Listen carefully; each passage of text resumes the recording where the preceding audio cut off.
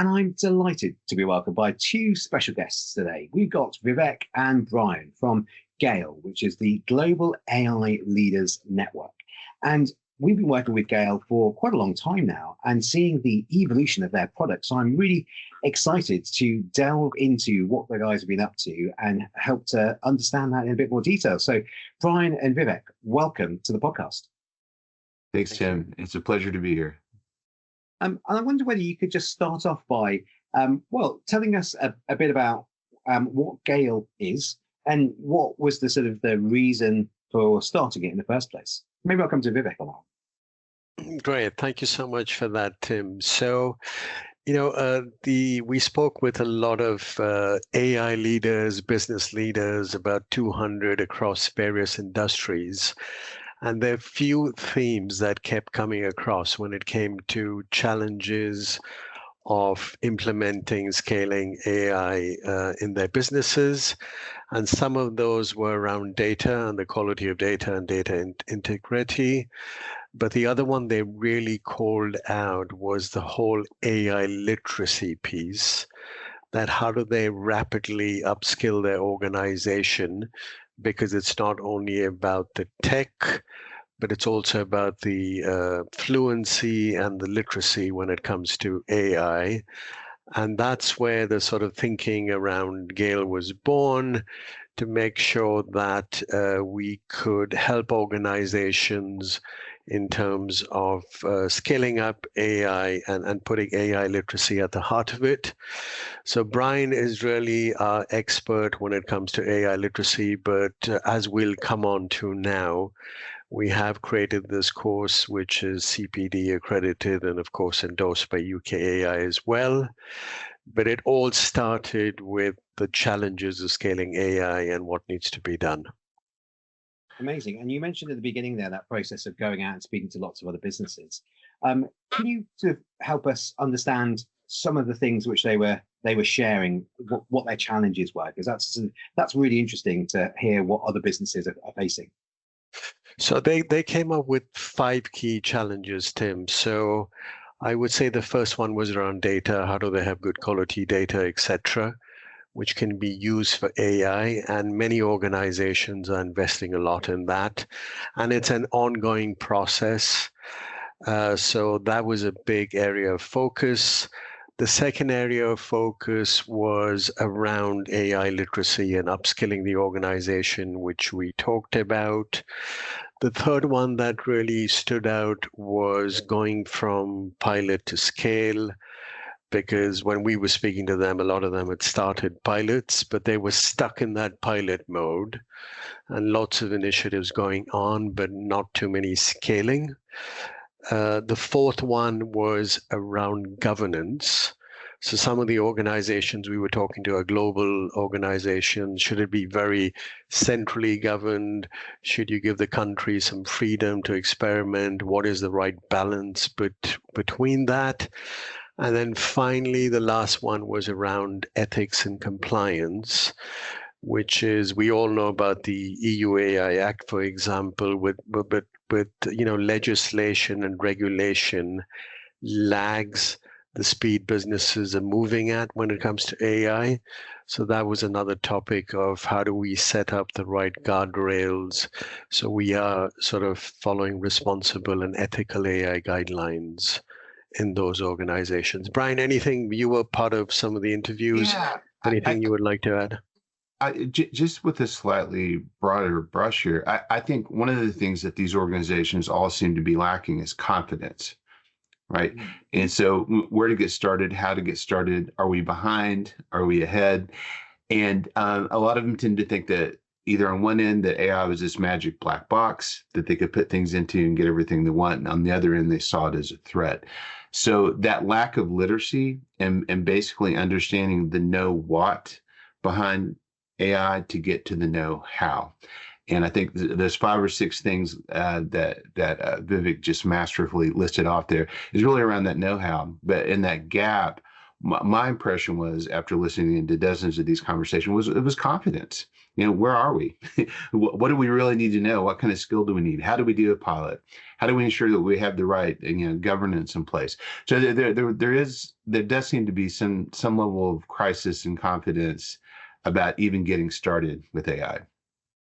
I think that's such an important point, and it's the word that we use a lot when we talk about skills, which is confidence. And I think you're spot on there in terms of highlighting why it could be a point of friction, because no one likes to look stupid, right? But then at the same time, people are being asked to adopt AI into their organization and figure things out, and it can cause quite a bit of tension within individuals, but also within teams where people don't have the confidence, but they're too anxious to actually say they don't have the confidence. So I wonder, sort of, what is the solution to building that confidence? How can we sort of build that sort of shared foundation in some of the fundamentals of AI that will help teams to build that confidence and then sort of make better decisions? Yeah, I'll take a first stab at that, Vivek, and I'm interested in your thoughts. Again, going back to the know what to the know how. Like if you're teaching someone to play chess, and you focus on the know what first, what are the rules? What do the individual pieces do? Then you can get to the know how, which is more of where the strategy is.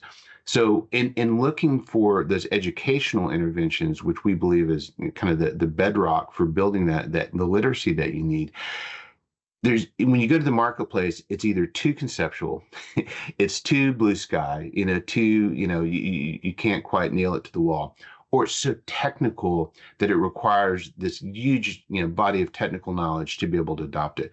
That's why our belief in what we've done with this AI Fundamentals for Business is to be focused on practitioners to give them the confidence around this know what, but contextualize it within the know-how. So give people examples that really map what they do on a day-to-day basis. Talk about business functions like customer service and marketing, which are universal across most organizations, and go through the process from beginning to end of how you would identify a pilot, build KPIs for a pilot, execute a pilot, measure your success, and as Vivek was saying, then to be able to scale, because that tends to be that next big obstacle, right? Is once you get off the starting block and you're able to identify a good pilot and you have some success, how do you scale that success and operationalize it across the organization?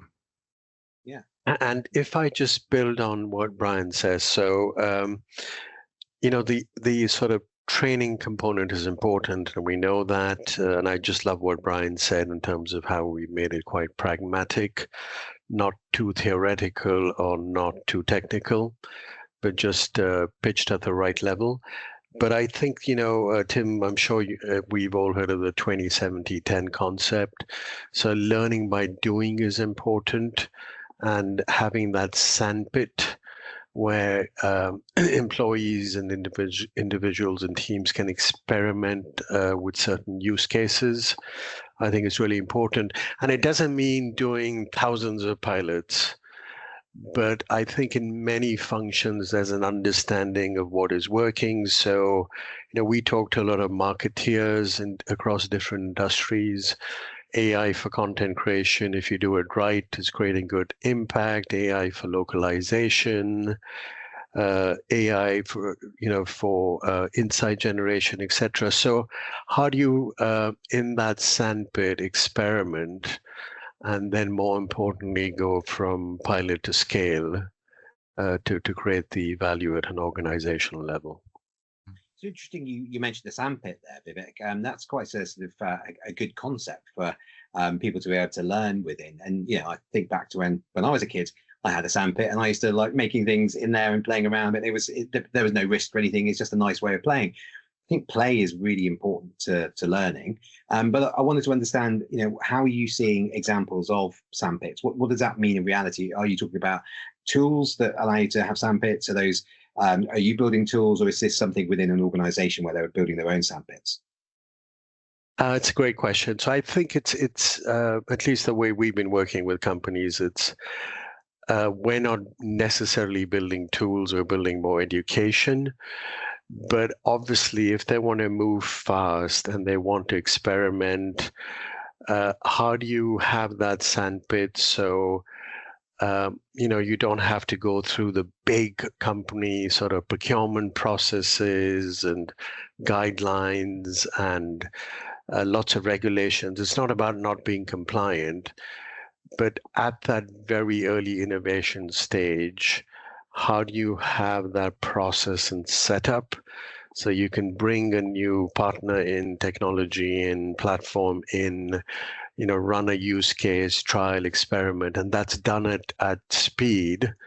And then when you say, okay, this can create value, then you get into the company processes of bringing those platforms on board or that technology on board and going through that whole process. So it's just, and sometimes from a technology perspective, it's just making sure that they have that space on the server, which is ring fence, but that they can play in from their own company perspective. Bryan, anything you would like to add on that? I think the key thing, and I love that you've used this word a few times now, Tim, is to play, because this is an empirical process, right? It's an iterative process.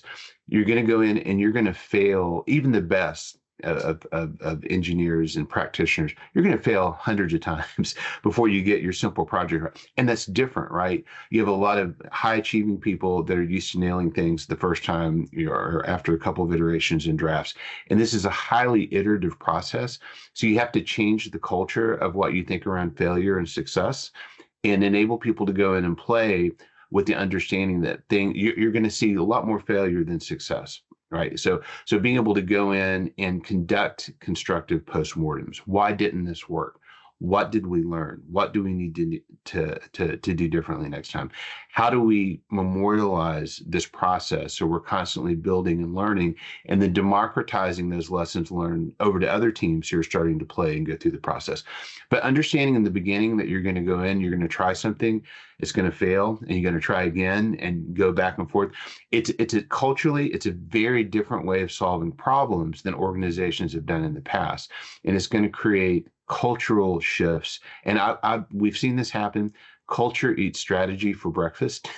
And so you can have the best strategy, you can be in your pristine boardroom, you can come up with a plan, but you need to address the culture. And part of that culture is it's okay to play, because that playtime should lead to innovation and efficiency.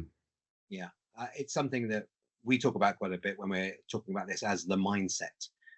So it's changing the fundamentals of people and empowering them to be able to play, but also to be really curious. And alongside that, giving them the resilience and the flexibility to be able to experiment and do data-driven iteration. So they might make some failures, but it's okay if they learn from it. But you're only going to learn from it if you capture some data that allows you to then learn the next time and just have a bit of a process for it. And so, I think all those kind of concepts come together, as you say, to make that sort of that culture for change as well. Thinking about sort of how you empower the individuals, though, how you going to create that mindset in an organization. Bryan, I'm conscious you're a learning technologist, and this kind of your kind of areas away.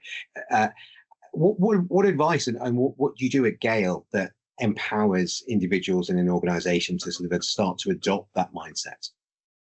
Well, I think you have to have an environment of pre-brainstorming, but you have to get almost in that double diamond. And we've seen McKinsey and other organizations use this approach where you converge, you come in, you identify a problem, you diverge, you try a bunch of different things, you come back and you say, we're going to try 2 of these 3 things. And we're going to come back and we're going to set some metrics up, and we're going to quickly iterate through this, get some feedback. And like you said, it's not just experience, it's about qualified experience and being able to go in and repeat that. So if we're in a meeting and we're talking about something, I said, ooh, before you send that out, Vivek, I've created this agent over here that goes through and makes sure that our key corporate themes are in every section of our proposal that's going out. And then somebody else go, oh, well, that's great. If we can do it with that, can we do it with this investor deck that we have over here? And yeah, so I've got another agent. So for example, we have 2 kind of sets of agents in and data that we're working with. One is about all the technology we have in our product, like the source code. Who would think about putting your source code into AI? But we do. So I can go in and say, hey, we're looking at this new feature. What would the lift be, and what areas of code could this impact? On the other side, we have all our key business information. What's our long description, our short description, our references, our backgrounds. So we can very quickly right size a response and get a draft that's 80 or 90% of the way there, as opposed to 30 or 40% if we didn't go through that process. So the big answer is open dialogue. I may share something that maybe I think has no applicability outside of what I'm doing, but someone else on the team may go, oh, that's a great idea. Can we kind of go this way instead of that way, and diverge a little bit and come up with a much more impactful application of something really small that maybe I'm building or someone else on the team is building. But I think it's all about that communication, Tim. And if I can just build on that, coming back to the whole culture change management, the 3 or 4 things I've seen work, Tim, is effective role modeling. So starting from the top, it's very easy to say AI is important, but if the senior leaders are using AI to help with their decision making, to help with their efficiency, etc., that really transmits to the rest of the organization. So leaders really walking the talk. The second is champions. So in the different functions, you identify the champions who are respected by their peers, and they kind of showcase how they're leveraging AI to do their role better. That always works. And I was just talking to a very large pharmaceutical company this morning, and they've set up these forward impact teams across the organization. So they have some core technologists in there and engineers, but they go and they really work with the business to identify like the top 10 problems, business challenges. They put some business people in part-time, and they're these sort of teams, agile teams that sort of experiment, prototype as quickly as they can, and fast fail or scale. And of course, if it's going to scale, then they hand it back to the business as usual teams. But they're dedicated forward impact teams, cross-functional in nature, to really solve some of the biggest challenges for companies and the customer. So that was quite nice to hear this morning. Yeah, I love that concept of being able to put together some teams that get to focus on identifying these problems around the organization, and almost kind of like multidisciplinary squads that can then go in and try and crack these solutions. How do you make that into a process? Because part of what we're trying to do at UK AI, what you're trying to do at GAIL, is ensure that the workforce in the UK and across the world, in your case as well, but the workforce gets empowered with these skills. And there's lots of these ideas. You mentioned one there within that company in the pharmaceutical. It would be great if we could bring together all these best practices into one sort of playbook, one sort of book of reference that everyone could go to and try and understand how they can implement in their organization. So is that what GAIL is doing? And how should we be able to kind of bring all that knowledge together? Fine. Yeah. So that's a big question, right? Because I just don't think it's a one size fits all is what we're seeing. It's really unusual. We're working with one company, and what they do is they get their business leaders together once a week in a conference room, and they say, hey, we're using AI to do this. What do you guys do? So there's like a brokerage in there. Another organization, which is a very large bank, they built kind of a high potential from a business perspective track for new hires. And it was only focused on business expertise. Now they've done a hypo IT track as well. And so these two tracks meet together and they innovate and they share information. So that the high potential business people will come up with an idea, they'll meet with the technical people. And then what we found is that the technical people start giving really good business process input and vice versa. And you get that collaboration through modeling those programs.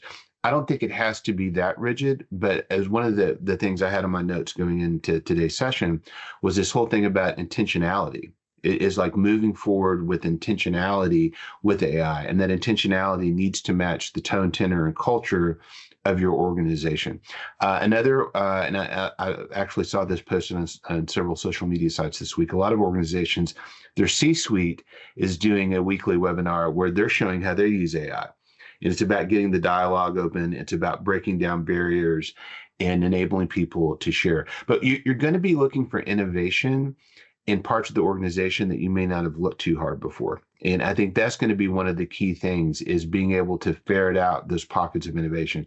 Because what we've seen, through this point since 2017, is true high impact AI solutions within an enterprise live at the intersection between deep business knowledge, someone who really intimately understands the business and what their business line is doing, and just good AI hygiene, right? You don't need one of the best programmers in the world, but you need to understand that art of what's possible, and then start mapping that to your deep knowledge of the business.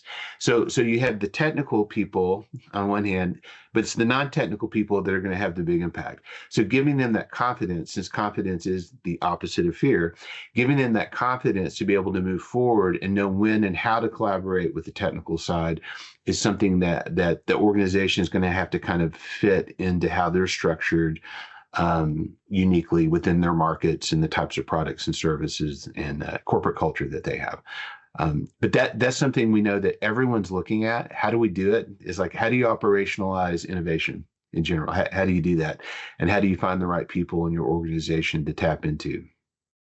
And maybe if I can build on that, Tim, and I'll take an example of quite a advanced CPG company and how they're approaching it. And, they evolve their approach according to the learning. But if I just start with the marketing function, the chief marketing officer laid out a vision that in 3 years' time, apart from the revenue, et cetera, and customer and brand equity goals, that we also want to make sure that 50% of our content was being generated by AI and some other goals as well.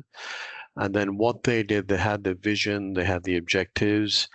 They took a stab of taking the existing marketing competency framework and saying, it's all very traditional, but how do we adapt this? So when our marketers look at it, they need to ensure that they're building the AI skills.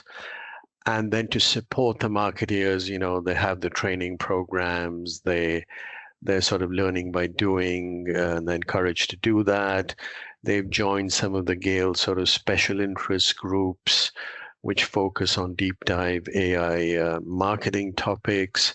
So they're given the tools and the support, but there's also an understanding that marketers are expected to change their mindset, upskill from a competency perspective to be ready for the new world. The leaders are really leading from that, as Bryan talked about, through their own actions. But it's making sure that they carry the marketeers and that they're very transparent in sharing in terms of what's working, what's not working.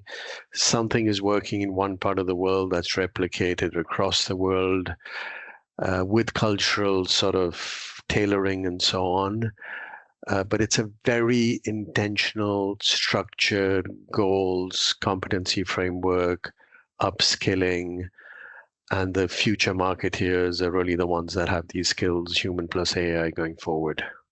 Yeah, that's really interesting. As you were talking about that, I was going to jot it down a little diagram, which I'm not going to show because my handwriting is terrible. But it's almost like there's a common framework, and I think what you're articulating there is that there's these kind of, whether they be modules or kind of concepts. Those are interoperable across different sectors. But then what you have is like the industry or the business specific knowledge, and those are things which are very relevant for that business, whether in pharma or they're in a particular country, or the history, the size, whatever. So you've got those two sort of parts, and then you also bring in these case studies as well. So some of the case studies might come from one company and they might inspire something, but they won't be directly applicable to another company, but they at least allow you to start thinking about what could be the implementation in your company. So I think that's it. There's not one size fits all. You can create a playbook with these examples in, but there's not one size. You have to contextualize it both to your company's goals, but also to the individuals in your company. Okay, just as we sort of start to kind of move on, I wanted to ask you about responsible, compliant, and ethical use of AI, because that was something you mentioned at the beginning as well. And I wanted to ask, what do you think are the key risks and ethical considerations that organizations have to manage to ensure that they're being responsible and compliant? And I'm happy to start. Sorry, Brian. I'm happy to start. I'll give 3 examples and then get Brian to build on it. But this is what we've been advising companies and what we've seen in the marketplace. So the first one, as we know, is to think about bias and discrimination. So 2 tangible examples there. So if you look at recruitment agencies or recruiting, you can train to select certain profile of candidates going forward. If all your data has been trained on historical data, and that's not, that is not sort of data that is representative. You could be excluding certain groups or certain candidates. I think another good example there is financial organizations and services companies giving loans, again, profiling who should get a loan, who should not, but what is that data and training set based on? So I think there's a lot of thought that needs to be given to bias and discrimination when it comes to these models. I think the second really interesting one is accountability. So we know self-driving cars, there are lots of pilots happening in different cities in the US. I believe self-driving cars are coming into London as a pilot this year. That's right. Again, the question, Tim, as you know, is if there is an accident, who's accountable? Is it the car company? Is it the owner of the car? Is it the software company? Is it the operator? So, who's accountable if AI creates, certain incidents, which is another one. And then I think a third one is around data protection. And you've got obviously lots of companies have their own data sets, their own data lakes. Is that all GDPR compliant? If you're building your own models, are you using data that is GDPR compliant? We were helping a company the other day which was using a third party, and again some AI solutions from there, and there was a question mark around their data and whether their data was GDPR compliant. So 3 areas, there are more, but Brian, love to hear from you as well. Well, I think you did a great job covering the big ones. So I'll actually go back half a step. And I think the biggest risk, and this is important for organizations to understand before they get into things like fairness, transparency, data governance. The biggest risk isn't Skynet. It's not some rogue AI that's out there. It's unintentional misuse. Right, that's the bottom line. You're going to do things unintentionally because you don't understand how it all works and how everything connects together. So these can be things like the biased outputs. It can be a lack of transparency. You could have data leakage, or maybe you're just using a tool for something you shouldn't be using it for. So I think understanding that kind of big umbrella of risk. And what we tried to do with the course then is to look at the fairness, the accountability, the transparency, and the data governance, and how can you incorporate this into all of your business processes related to AI. Because I think sometimes when we look at something new, we tend to approach it in a completely novel way. Then at the end, we bolt in things like compliance. We bolt in things like legal. We bolt in things like, is it on brand, right? And we've all gone through that and had to do the reviews and go back and do the rework. What we're trying to reinforce is looking at risk from the very beginning and every step of the process of an AI project lifecycle. So everyone interested in AI needs to know, and participating in this project needs to know enough so they can start building that intuition and spot when something's off. without having a red flag that's saying, okay, there's a transparency issue over here, right? There's an accountability issue over here.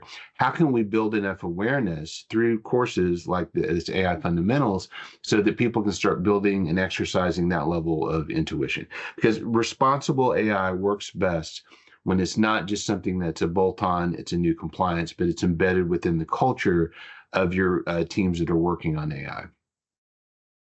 Yeah, and I was kind of writing down the question before, I was going to say, why is this important? But almost you guys have kind of answered why it's important, because it comes back to that fundamental thing we were talking about at the beginning about confidence and trust. And if you want the employees in your organization to be engaging with the AI powered tools and to have the confidence to try these things out, they've got to trust it. They've got to kind of know that it's something which is good. If they're reading, which a lot of stories around the problems with AI powered systems and tools, then they're going to be slightly nervous about it. So addressing these issues and looking at how you can recognize these issues and empowering people to do that is such a key part of that. And yeah, I suppose as we're starting to sort of to build this out as part of a conversation in the UK, why responsible AI is important. I think we're seeing more people are interested in this as a sort of both an academic discipline. There's more people studying the ethics of AI. There's more responsible AI officers in organizations now as well. So it's not just a sort of theoretical thing. It's not it's not fluffy thing. It's actually a fundamental commercial thing. It's because consumers actively want to understand this and want to know that these systems are responsible and ethical, and therefore businesses have to also be responsible and ethical as well. So just as we start to kind of wrap things up there, I wondered whether you could just give us an overview of the GAIL platform. What are the features that you think will help address some of the challenges that we've set out in this conversation? Fine.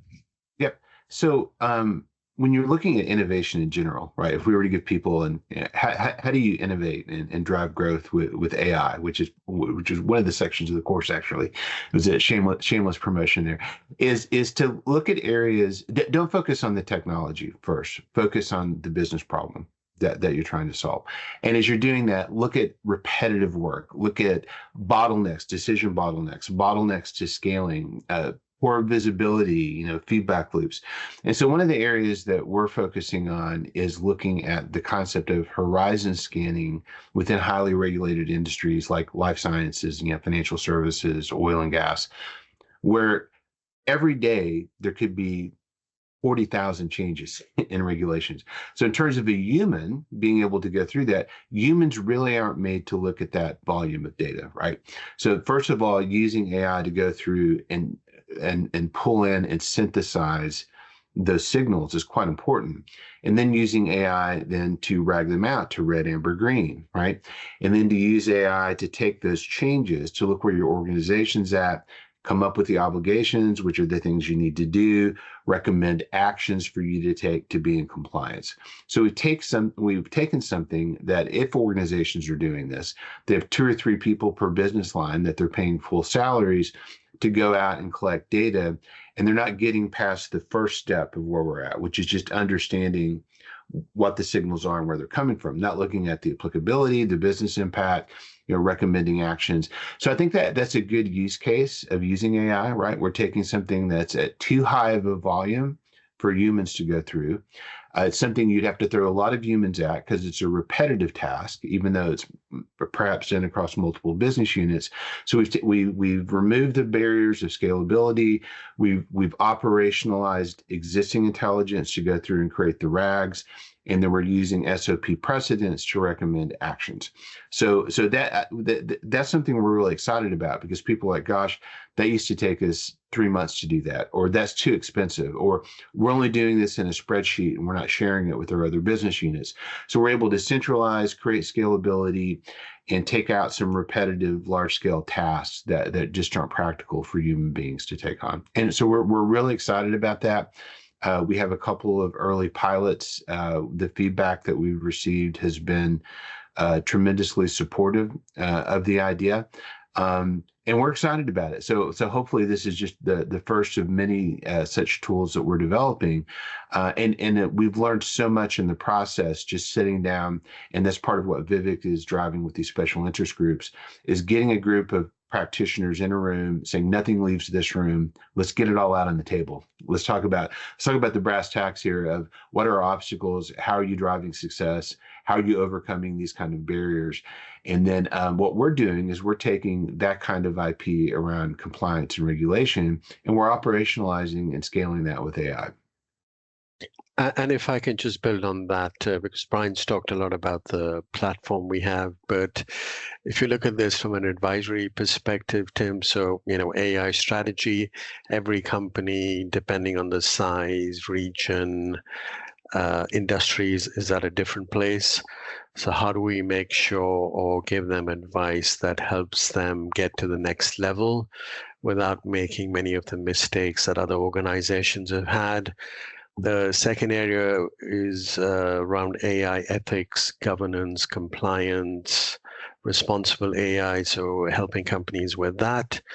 And then the last is the AI literacy, which includes e-learning, as we've talked about, AI fundamentals for business, so that all employees, have a common understanding. And really getting that confidence, especially for non-technical leaders, to have the right conversations internally or with their partners, etc. But we also offer these deep dive peer-to-peer networks where we get the sort of big companies together 4 times a year to go very deep on a particular topic, like AI for content creation or AI for insight generation, and be very pragmatic about the learning. So that's more on the advisory and community side over and above the platform. Yeah, great. Well, just to as a final question, and then Vivek, how can we find out more about GAIL and the AI Fundamentals for Business course, and how can we stay in touch? Brilliant. So, of course, it's available on our website, which is gailnetwork.com. And of course, it's available on the UK AI site as well. So I would really encourage either to go to UK AI or GAIL Network. And you'll find a description about the course, the 4 different modules. I think it's great because it is CPD accredited as well. It's about 3 years of e-learning, CPD accredited. So you can easily contact us, and we're very happy to also set up a pilot very quickly. Sort of few employees in the organization can test it, and then we can come up with a plan on how to scale up going forward. That's great. Well, thanks very much. Thank you, Bryan. Thank you, Vivek, for sharing your insights on how you've built this platform. It's actually been really interesting to bring together so many concepts from, I think, talking about confidence, which is such a human trait, and it's something which I think everyone can relate to, but it's so fundamental to understanding and being able to adopt technology into organizations. So I love that we talked about confidence. My other favorite word, which I think we've used a lot, was play. Again, it's a very human aspect, something that machines can't do much of at the moment. And those 2 things, confidence and play, they're very intertwined. So I'm glad we got there as well. You also mentioned a lot about intentionality, and I think that's another key part of it here. So we've had a really interesting conversation. Thank you both for joining me today. Thank you, Tim. It's been a pleasure. Appreciate it. Thank you.